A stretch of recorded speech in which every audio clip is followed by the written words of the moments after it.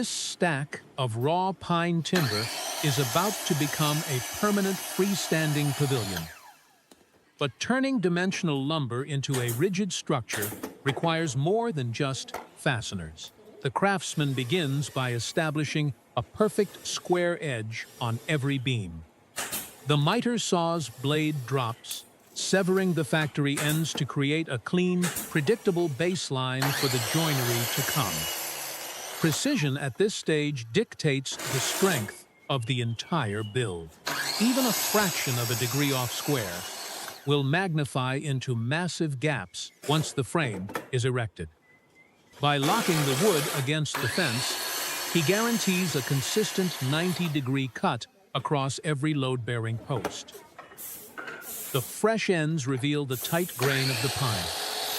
It is a soft wood, but when joined correctly, it handles compressive loads exceptionally well.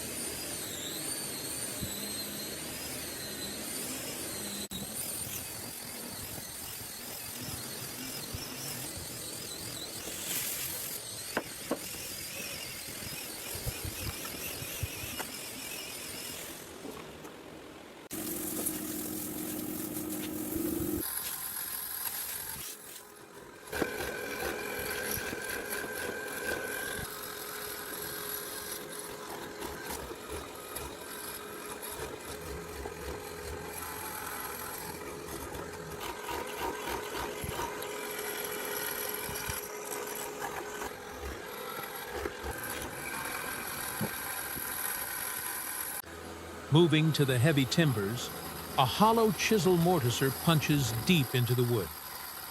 This machine combines a spinning drill bit inside a square steel casing. The bit removes the bulk of the waste, while the sharp square corners slice the edges perfectly clean.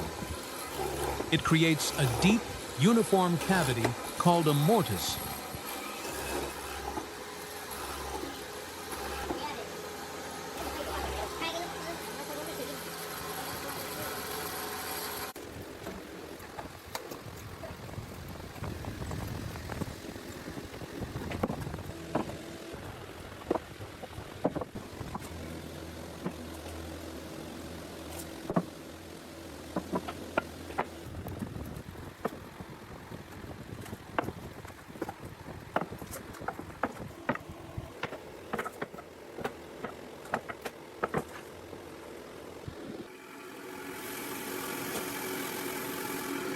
To form the mating half of the joint, the beam moves to the bandsaw. The continuous loop blade allows for long, straight rips along the grain. He removes the cheek waist to reveal a protruding central tenon. The bandsaw operates with a very narrow kerf, meaning less material is lost to sawdust, leaving the cut surface remarkably smooth. A sharp blade is critical here to prevent the soft pine fibers from tearing. Once the vertical dimensions are established, the beam shifts back to the miter saw. This crosscut severs the shoulder of the joint, releasing the waste block entirely. It leaves a staggered profile designed to slip directly into the mortise cavities prepared earlier. Traditional interlocking swoop joints rely on physical geometry rather than just metal hardware to bear weight. The wide shoulder of the tenon will rest flat against the face of the mortised beam, transferring downward compression forces efficiently. Every cut must leave exactly enough material to create a tight friction fit. Too loose, and the final frame will sway. Too tight, and the receiving joint could split open during assembly.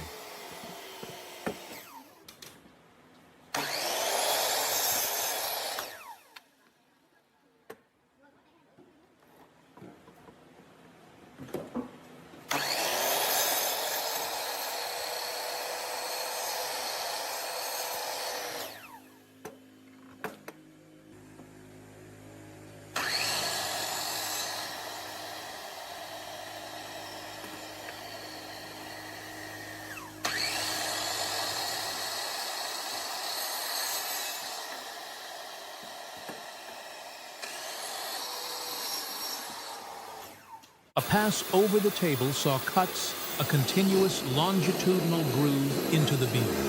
This channel will eventually accept side panels, trapping them securely without the need for exposed nails or screws.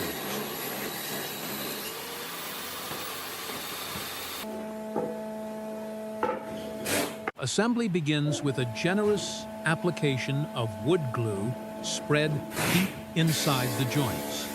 The liquid adhesive initially acts as a lubricant during insertion, but will eventually cure harder than the surrounding wood itself.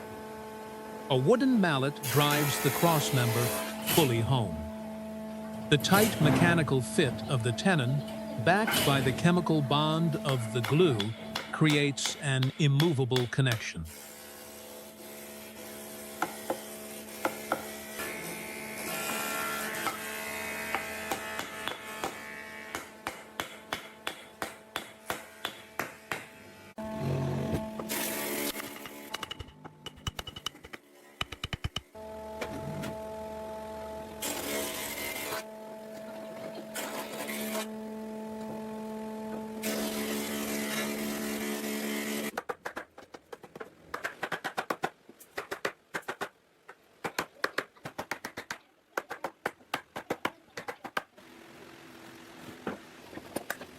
Heavy steel bar clamps are drawn across the entire width of the frame. The immense pressure forces the joint shoulders flush, squeezing out any trapped air or excess glue. This sustained tension ensures the wooden structure cures perfectly square and rigid.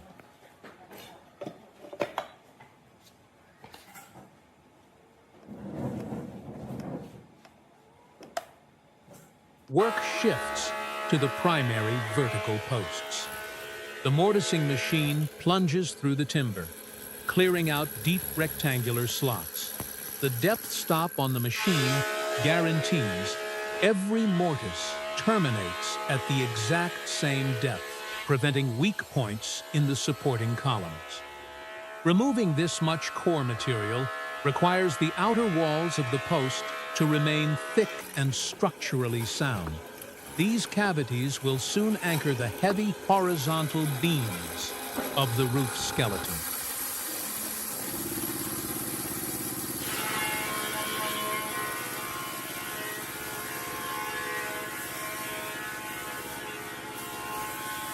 The bandsaw slices longitudinally down the end of another beam, bifurcating the timber. This open fork design allows the wood to straddle intersecting pieces later in the build. The narrow blade tracks smoothly down the pencil line, relying on a steady feed rate to prevent blade wander.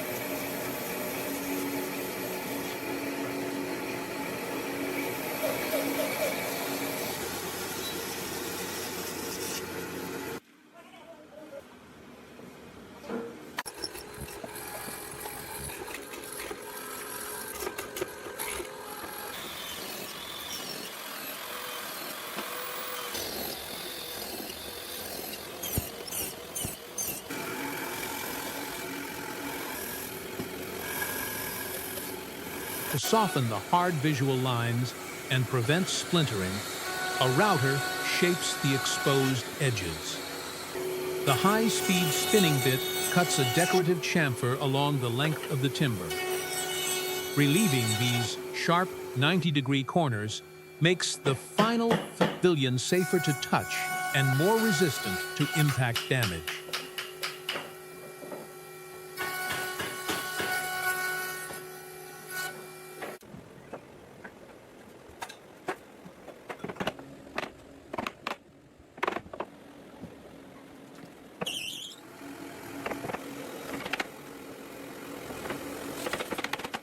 A thick construction adhesive is troweled into a series of notched cutouts. Unlike standard wood glue, this yellow paste bridges tiny gaps and expands slightly as it cures, creating a highly resilient bond. A pre-assembled ladder section is lowered directly into the sticky channels. This subassembly will form the structural side walls of the gazebo. By building it flat on the floor first, the craftsman ensures the rungs remain perfectly parallel before integrating them into the larger frame.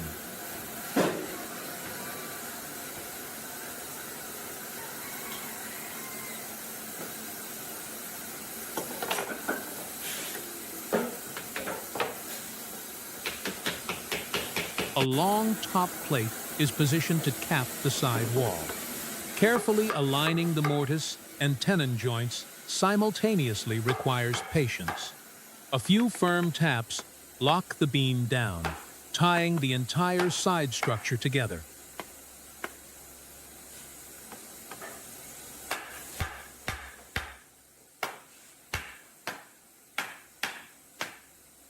Long red pipe clamps are stretched across the freshly glued assembly. Pipe clamps provide massive horizontal leverage, pulling the complex web of stubborn joints completely tight against their shoulders. As these side sections are finally united with the primary vertical columns, the sheer scale of the pavilions on the base frame starts to materialize on the workshop floor.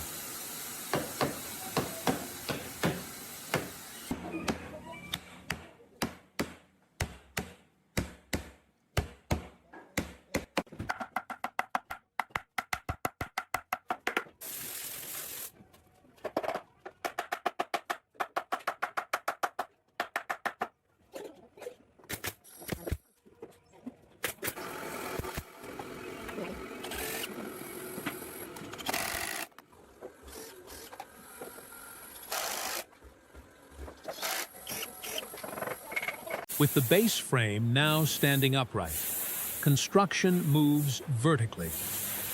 A thick coat of white glue seals the top tenons. Driving the heavy upper beams down with a mallet requires significant force as the friction of the joint fights against the downward strike.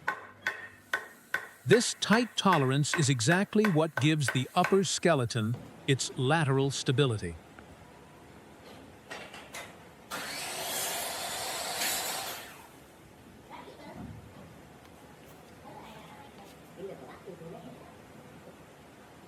Wood filler is pressed into any minor imperfections around the joinery. While the mechanical joint provides the strength, the filler blocks moisture from settling into the seams and rotting the wood over time. A final pass with the mallet ensures nothing has shifted during the process.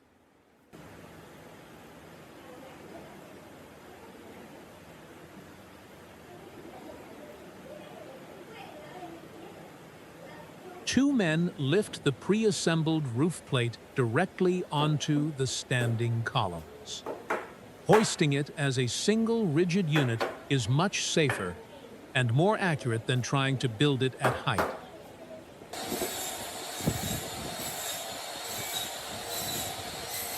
Working from beneath, structural screws are driven up through the joints to lock the roof plate to the posts. The threads bite deeply into the grain, pulling the heavy upper assembly down tight. This hardware prevents the roof from lifting during high wind shear.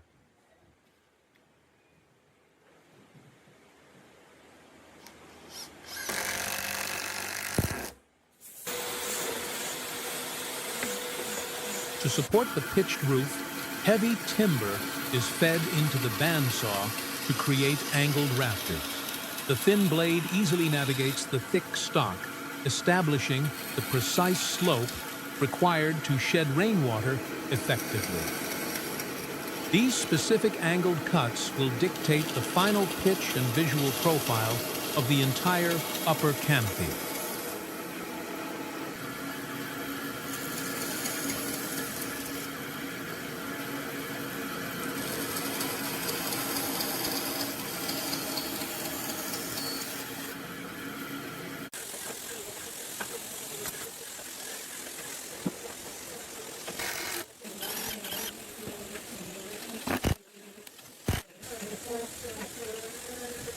The final rafters are positioned to complete the roof skeleton. Drilling a pilot hole first removes material from the path of the screw, preventing the dry pine from splitting near the delicate ends. Sinking the fasteners ties the sloping rafters directly into the main horizontal support beam. The structural frame is complete.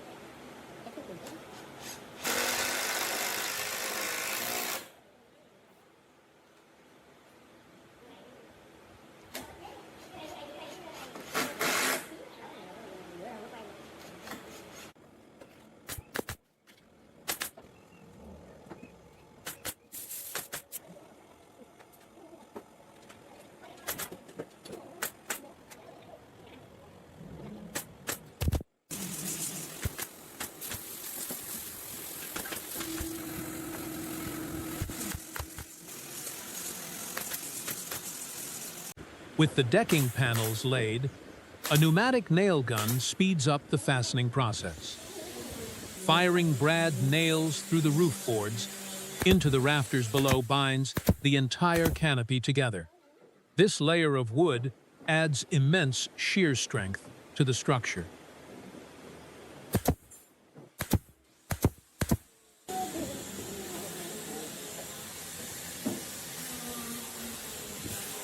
A fascia board is nailed along the exposed edge.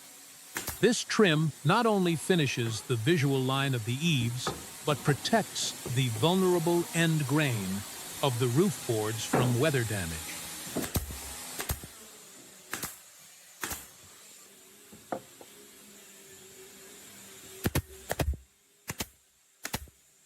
Final brad nails are tacked in before the overhanging edges can be cut flush, leaving the roof boards slightly long during installation and trimming them all at once is a classic carpenter's trick.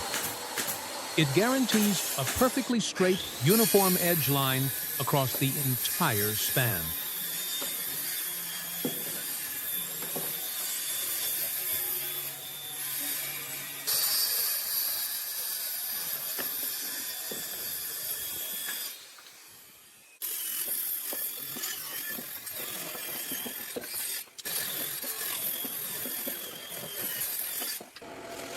A final piece of edge trim conceals the freshly sawn ends, capping the roof structure entirely and deflecting water away from the interior.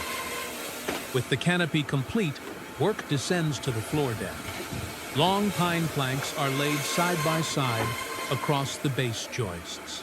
Nailing them off systematically from one side of the pavilion to the other prevents the floorboards from bowing or trapping tension in the middle. This dense flooring material adds the final critical layer of rigidity to the base. It ties the four vertical columns together at the bottom, mimicking how the roof frame stabilized them at the top. The pneumatic nail gun drives each fastener slightly below the wood surface, ensuring a perfectly smooth, snag-free deck for bare feet. The structure is no longer just a loose arrangement of posts and beams. It is a single, unified wooden cell.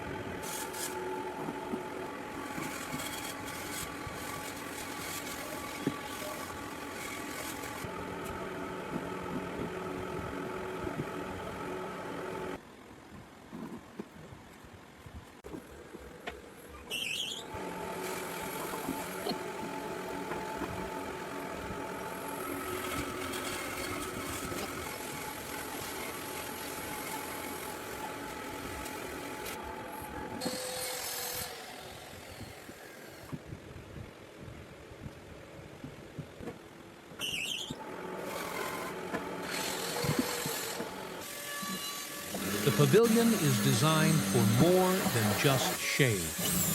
Overhead, a heavy-duty hook is driven deep into the central roof beam, biting into the solid timber to safely support a dynamic load. The suspended tire swing, complete with its woven web seat, is hoisted into place. Nylon rope is chosen for the suspension lines due to its high tensile strength and natural resistance to rot and stretching. The craftsman ties off the ends, carefully checking the tension to ensure the swing hangs perfectly level above the floorboards. Proper knotting here is critical, as a swinging mass generates forces far greater than just static body weight. With the ropes locked tight against the wooden frame, the swing is centered within the four posts. The mechanics of the build are fully resolved.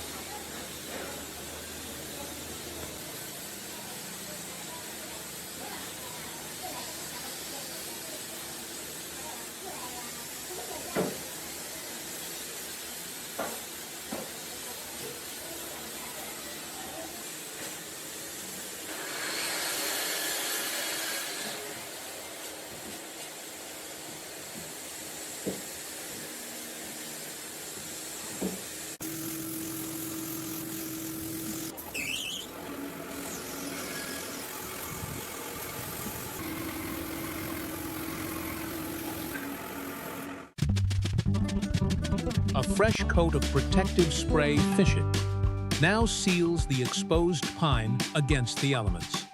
Stepping onto the deck for a sit test proves the structure's integrity. The heavy timber frame effortlessly absorbs the shifting weight.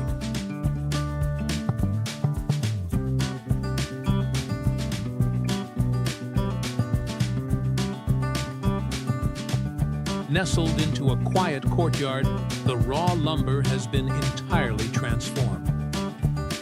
The intricate rope web of the upcycled tire provides a comfortable, breathable seat suspended securely beneath the pitched roof.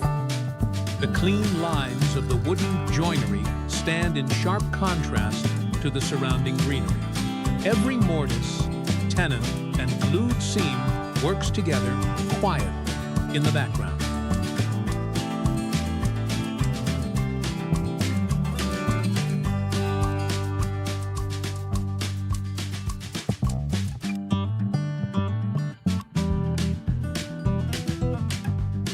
What began as a pile of rough pine beams is now a rigid, freestanding sanctuary.